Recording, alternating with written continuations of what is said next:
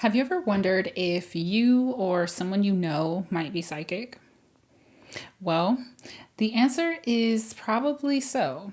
In fact, I think all of us are, just to different degrees and in different ways. Hi, I'm Amber Mitchell, and this is the Where Do We Start podcast, where we explore the stars, the self, and everything in between. And on this episode, I want to get a little more into the stars part of that and talk about how your birth chart can indicate psychic abilities. This is one of the things that people get the most excited about and most interested about when it comes to astrology. They often want to know how their birth chart indicates any special gifts.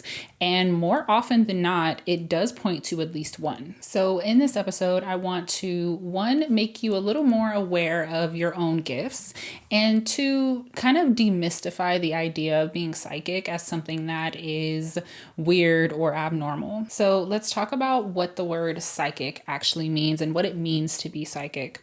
So this word actually comes from the Greek word psychikos, which means of the soul. And the dictionary defines it as outside of the sphere of scientific and physical knowledge. So being psychic is not simply just about being able to see into the future.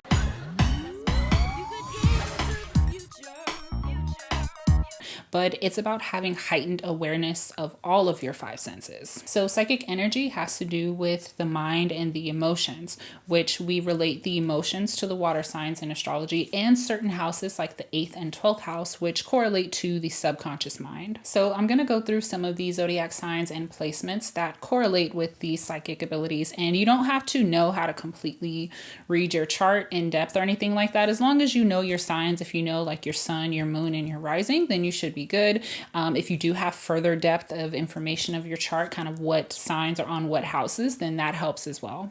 So we'll start with the water signs and starting off with Pisces. So Pisces placements, Pisces is an energy that is very absorptive, and it relates to the idea of universal connectedness and oneness. So Pisces are very aware that they are connected to everything around them, not just other people, but everything in nature.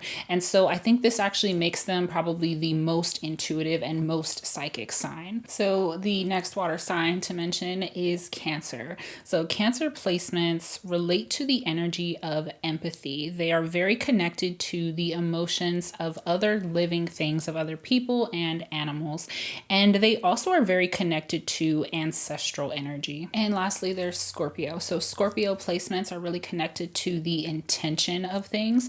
They're very good at understanding information that has been hidden or attempted to be hidden, and also connecting with the energy of the dead or past loved ones. So Scorpio kind of embodies the stereotypical idea of what you might think of when you think of a psychic. And the next placement would be the 8th house. So everyone has an 8th house in their chart, but if you have planets in your 8th house or one of the water signs that I just mentioned on your 8th house, then it's very similar to Scorpio. You're very good at going deeper with things and uncovering things that have been hidden. So for example, if you have Mercury in your 8th house, then you might be very good at researching and uncovering hidden information. And the other house placement is the 12th house. And this is very similar to Pisces. So if you have planets in your 12th house or one of the water signs on your 12th house, then this is a very absorptive placement. This house represents the subconscious mind, subconscious energy, and dreams. And oftentimes people with placements in the 12th house have very intuitive dreams. And this house also represents things that have been hidden, but it's different from Scorpio in the 8th house in that it's things that the subject may not even know that they're hiding. So Moon, Mercury, and Jupiter in the 12th house is one of those placements that often has prophetic dreams. And naturally, people with placements in the 12th house, especially I would say Venus and the Sun, tend to make really good psychologists and therapists. And the last placement that I want to mention is the 1st house and Mars. And this might surprise a lot of people because it's not usually associated with psychic energy. But if you have a water sign here, if you have a water sign Saturn in your first house or with Mars, a lot of times you're very sensitive to physical energy. So like I said, being psychic has to do with the heightened awareness of your senses. So I'm going to go over the 4 main clair senses and the different types of psychic awareness. And these may not be the only variations of psychic awareness, but they are the most common ones. So the first one is clairvoyance, which is clear seeing. So seeing images, visions, symbols in the mind's eye, as well as symbols and messages through dreams.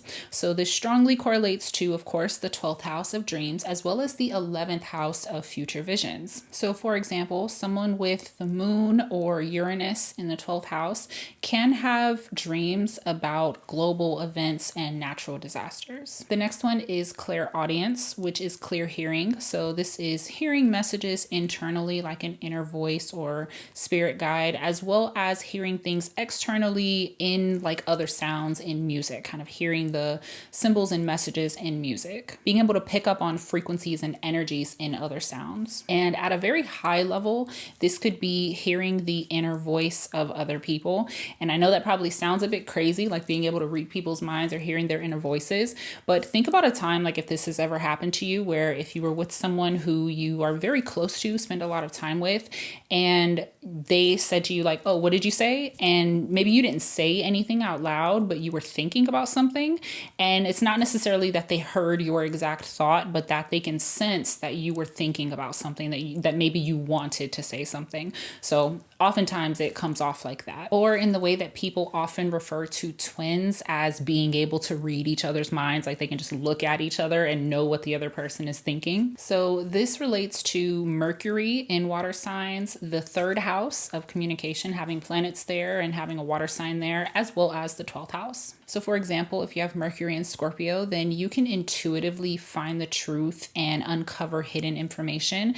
And you're also more likely to be more sensitive to messages from past loved ones, which is a widely expressed phenomenon to the point where I don't really even think that it's abnormal, but most people who have had someone close to them pass on will express that they got some sort of message from that person through a dream or like imagery or some like an animal, something like that. And the next one is clairsentience, which is clear feeling, aka empathy. So this relates to physically feeling energy in your environment, feeling the energy of other people or places. So think about things like getting chills on your arm or a pain in your stomach. This strongly correlates to Cancer and the moon in water signs or in the 8th and 12th houses. So this is probably the most common one because as humans, energy and emotion is our currency, and we have to have nonverbal ways to understand and interpret the world around us. So a lot of us consider ourselves to be empaths. I know I definitely do.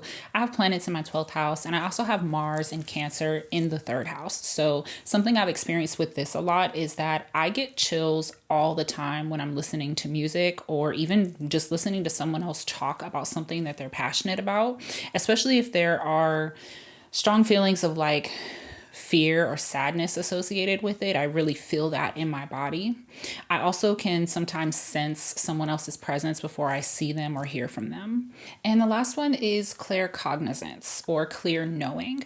And this is probably the hardest one to explain, but also the one that we all have because it's basically your intuition. And that is just another survival instinct that we have, similar to the empathy thing.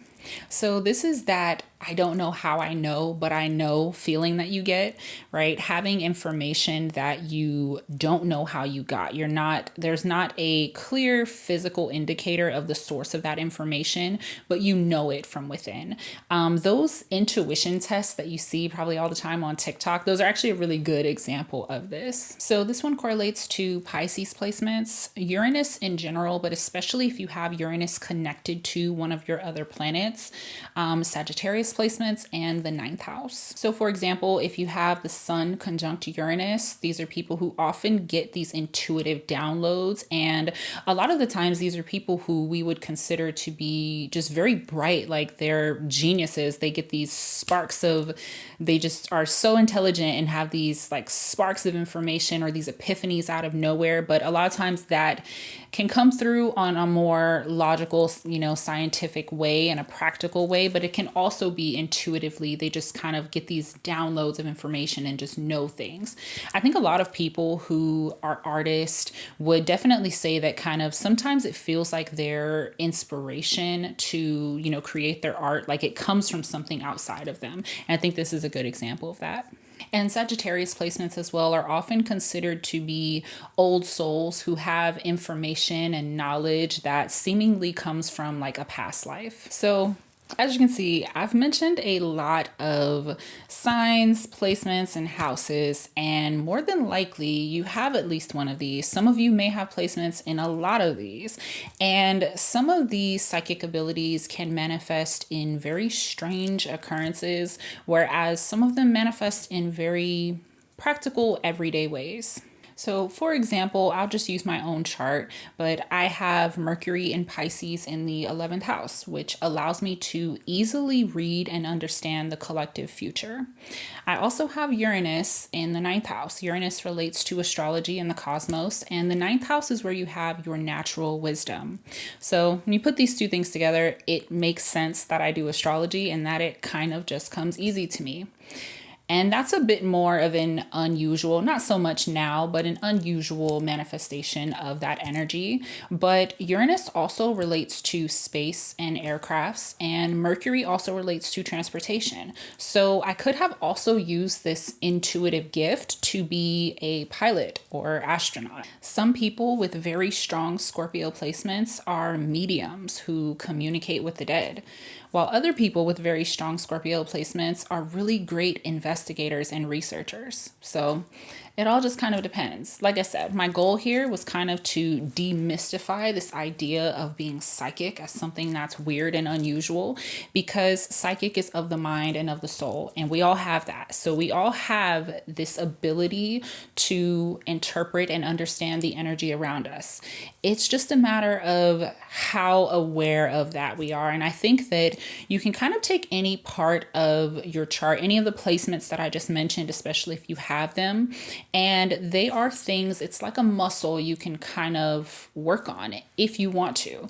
I think some people definitely have intuitive gifts that they choose to ignore, they choose to kind of suppress because of what that might mean for them, whereas other people lean into those abilities. And other people choose to express them in just a more practical and maybe normal way. So when it comes to developing your psychic gifts or your intuition, we all have intuition, awareness really is the key. So recognizing when your intuition is speaking to you, recognizing what that looks like and what that sounds like, and learning to trust it. One of the best and probably most underrated ways to do this is just to meditate and listen to what comes up. I like to ask myself questions and allow my intuition to guide me to the answer. Pay attention to your body. Pay attention to your gut feelings when they happen. Pay attention to synchronicities. Synchronicity, so seeing like repeating symbols, repeating numbers, or repeating words. This is actually an indication that you are more aware of what's going on around you. Also pay attention to your dreams. I mentioned the 12th house a lot throughout this because the 12th house and Pisces are probably the most intuitive signs and the most intuitive energy. So, keeping track of your dreams, maybe keeping a dream journal, that can really help. So if you heard any of your placements or are not sure if you have some of the placements that I mentioned, just comment below. I love talking to you guys about this stuff. And I do also have a very cool in-depth guide on this over on my Patreon. So of course, speaking of my Patreon, if you want more content like this, I go really in depth, and I especially like to nerd out on the astrology of things as well as kind of the current events and what's happening. So if you want that type of exclusive content, then definitely check out the link to my Patreon. And otherwise, I want to thank you for being here and listening to this episode. I hope that you enjoyed it. I hope that it gave you some information that perhaps you did not have or made you a little aware of some things. I do also offer readings if you want to connect one-on-one. And of course, if you want to keep up with me daily and kind of what's going on with the astrology, you can follow me over on Instagram at theastrolotus.